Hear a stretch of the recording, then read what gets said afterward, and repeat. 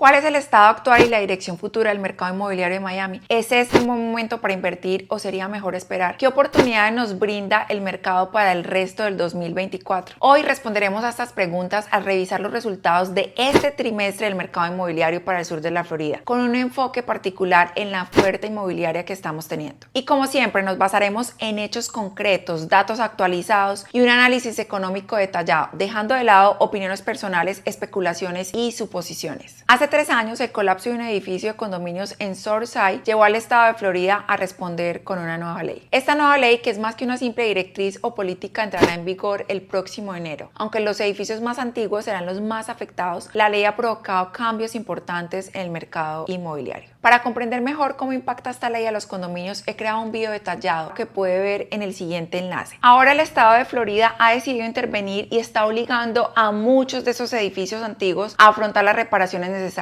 Los condominios más nuevos ya se han adaptado, pero los más antiguos no tanto. Y después de dejar claro esto, quiero mostrarles los cambios en el inventario de propiedades. Antes de 2020, generalmente teníamos entre 20,000 y 25,000 apartamentos en venta en los condados de Miami-Dade, Broward y Palm Beach combinados. Desde propiedades frente al océano hasta los Everglades, en todos los rangos de precios, estos eran los niveles normales de inventario. A final del primer trimestre de este año teníamos 18,000 unidades disponibles, lo que parecía indicar un regreso a los niveles normales. Sin embargo, al final de junio, al término del segundo trimestre, el 30 de junio, teníamos un poco más de 20,000 apartamentos listados para la venta. Algunos dirán que estamos volviendo a un inventario normal y a una competencia más justa entre compradores y vendedores. Ya no es necesariamente un mercado de vendedores ni de compradores, porque un aumento en el inventario de propiedades tiende a equilibrar el poder de negociación, creando un mercado más justo para todos. Cuando superamos las 20,000 unidades en inventario, la negociación se vuelve más equitativa y el mercado se nivela. Sin embargo, si analizamos este inventario más de cerca, notamos que no es tan simple. Al dividir el inventario de 20,293 apartamentos a la venta por la antigüedad del edificio, obtenemos un panorama más claro. Observe este gráfico. En edificios de menos de 10 años, el inventario pasó de 812 unidades en el primer trimestre de este año a solo 709 unidades en los 3 condados. Para edificios de 10 años, estos 17,796 apartamentos representan el 90% de los 20,000 condominios actuales listados en el MLS en los condados de Miami-Dade, Broward y Palm Beach. Este 90% de la oferta tiene más de 30 años y la mayoría de estos condominios están sujetos a evaluaciones especiales significativas, lo que los hace casi irrelevantes para la mayoría de los compradores en este momento. Ahora, si analizamos más a fondo, en edificios de 0 a 10 años, el inventario pasó de 812 apartamentos en el primer trimestre de 2024 a 709 unidades en el segundo trimestre. Y usted podrá preguntarse, Angie, ¿me estás diciendo que solo se vendieron 103 apartamentos entre abril, mayo y junio de este año en el área de los 3 condados? De ninguna manera. Quiero aclarar estos números. La verdad es que se vendieron casi todas las unidades. Había 812 unidades en venta al 30 de marzo de este año. Vendimos 713 de ellas en los últimos 3 meses y se añadieron otras 610 unidades. El promedio de ventas fue de cerca de 237 apartamentos por mes en ventas. Estos datos intentan ser un espejo que refleja las preferencias de los compradores. Claramente los compradores están leyendo y escuchando sobre los condominios de 30 años y el temor a las evaluaciones especiales. Y es que los números hablan por sí solos. En los últimos 3 meses vendimos 713 apartamentos y añadimos 610 más a la venta. Ahora tenemos solo 709 apartamentos en venta en edificios de menos de 10 años de antigüedad. ¿Y qué impacto tiene esto en los precios? Pues bien, ha habido un aumento del 9% en todos los condominios en los condados de Miami-Dade, Broward y Palm Beach en los primeros 6 meses de este año. Y quiero que entienda que esto no es una apreciación anual, sino que ocurrió en solo 6 meses, en los primeros 6 meses de este año. ¿Y cómo serán los próximos 6 meses? Probablemente muy similares a los últimos, porque los compradores están pidiendo que los lleven lejos de las evaluaciones especiales y hasta condominios más nuevos de 0 a 10 años de antigüedad que son más seguros. En los edificios de 10 a 30 años de antigüedad, el inventario disminuyó de 2,133 a poco menos de 1,800 unidades. En cambio, en edificios de más de 30 años, vemos el mayor aumento en el inventario, pasando de 15,000 unidades a casi 18,000 unidades. Ahora veamos los edificios entre 10 y 30 años de antigüedad. Una propiedad con menos de 30 años sigue siendo relativamente moderna. Los techos dentro de las unidades son altos limpios y las cocinas y baños están en buenas condiciones. En este segmento teníamos 2.100 apartamentos a la venta al final de marzo de este año. En los últimos 3 meses vendimos casi todos, 1.985 unidades. Además se añadieron 1.600 unidades para la venta con un promedio de más de 660 ventas por mes en abril, mayo y junio. El resultado en los precios ha sido un aumento del 7% en los primeros 6 meses de este año. Cualquiera que haya comprado uno de estos apartamentos estaría muy satisfecho con la apreciación. Veamos ahora los condominios más antiguos. A finales de marzo había 15.000 unidades a la venta. En los últimos 3 meses se vendieron 1.000 apartamentos de los 15.700 disponibles y se añadieron 3.000 más, elevando el total a 17.700, casi 18.000. Sin embargo, la venta de estas unidades ha sido baja y la mayoría está sujeta a evaluaciones especiales. Este contexto se refleja en muchos titulares y videos que sugieren que los precios de los condominios están bajando. En parte tienen razón, especialmente para los condominios de más de 30 años. En los primeros 6 meses del año, los precios de estos condominios han caído casi un 20% debido al temor a las evaluaciones especiales. Una preocupación válida ya que estas están en camino. Todos quieren vender estos condominios, pero pocos quieren comprarlos. Incluso los prestamistas hipotecarios se alejan de ellos por el mismo temor. En enero, las empresas de ingeniería estructural serán contratadas por la ley estatal para realizar una auditoría forense de la estructura física de estos edificios, lo que podría tener un impacto significativo. Como mencioné al inicio de esta presentación, antes de 2020 solíamos tener entre 20.000 y 25.000 apartamentos a la venta en los condados de Miami-Dade, Broward y Palm Beach. Actualmente el inventario de apartamentos en venta con menos de 30 años es de justo por debajo de 2.500 unidades en los 3 condados. Estamos en una etapa con una oferta histórica baja de condominios que realmente interesan a los compradores. ¿Cómo será la situación en los próximos 3 meses? Probablemente más ajustada, ya que sospecho que se parecerá a la de los últimos meses. Ahora pasemos a las casas. La nueva ley solo afecta a estructuras de 3 pisos o más, mientras que las casas generalmente tienen 2 pisos, por lo tanto las casas no están sujetas a evaluaciones especiales ni asociaciones mínimas. Y podemos observar en el gráfico una ligera reducción en el inventario de casas. Para entender mejor el mercado podemos dividir las casas en 3 categorías. Las casas tipo A son casas contemporáneas, están ubicadas en la orilla, tienen vista al agua y tienen menos de 15 años de antigüedad, con un precio promedio de poco más de 18 millones de dólares. Las casas tipo B son similares a las tipo A, pero están en la orilla y tienen un precio promedio cercano a los 7.2 millones de dólares. Finalmente, las casas tipo C están en diversas áreas y tienen precios que van desde $500,000 hasta 1.4 millones de dólares. Actualmente, el mayor inventario se encuentra en las casas tipo C. Este rango de precios es ideal para quienes consideran mudarse a Florida del Sur, especialmente debido a la llegada de nuevas compañías. Así que la demanda sigue siendo alta, especialmente entre las familias jóvenes que se mudan con empresas Fortune 500, porque estas familias buscan viviendas cercanas a campos deportivos y buenas escuelas, características que suelen encontrarse más fácilmente en comunidades de casa en lugar de condominios. Me alegra que tengamos este tipo de inventario en este momento, aunque creo que se reducirá a lo largo del año. En cuanto a los precios de las casas unifamiliares, han experimentado una apreciación notable. En los primeros 6 meses del año, el precio promedio de una casa unifamiliar ha subido un 6%. A comienzos de este año, Jerome Powell, presidente de la Reserva Federal de Estados Unidos, predijo 3 reducciones de tasas de interés para este año. Sin embargo, ha revisado su previsión a una sola reducción. No está claro si esta reducción ocurrirá en este tiempo o a principios de septiembre, pero casi todos coinciden en que es muy probable una reducción de 25 puntos base, es decir, del 0.25% en las tasas hipotecarias y en la tasa preferencial durante la segunda mitad de este año. Cuando esto suceda, una vez que las tasas de interés bajen, la demanda reprimida de bienes raíces en todo Estados Unidos, especialmente en el sur de la Florida, aumentará considerablemente. Los compradores están esperando una pequeña reducción en las tasas y quien actúe primero aprovechará las mejores oportunidades. En cuanto a la nueva construcción, al final del primer trimestre había 104 proyectos en preventa desde Miami hasta el condado de Broward. Ahora hemos llegado a 112 proyectos. De estos, 79 son los que llamo condominios tradicionales, que son aquellos con restricciones de alquiler que no permiten rentas por noche y son adecuados para criar una familia. Los otros 33 son edificios que permiten alquileres a corto plazo y se han añadido más en los últimos 3 meses. Sin embargo, existe una falta de inventario de condominios realmente comercializables para las familias que se mudan desde todas partes de Estados Unidos. Recuerde que Florida es uno de los estados de más rápido crecimiento en Estados Unidos. El año pasado ocupamos el segundo lugar detrás de Texas y el año anterior estábamos en primer lugar. Las personas se están mudando aquí para crear a sus familias y comenzar una nueva vida, especialmente con la llegada de numerosas empresas.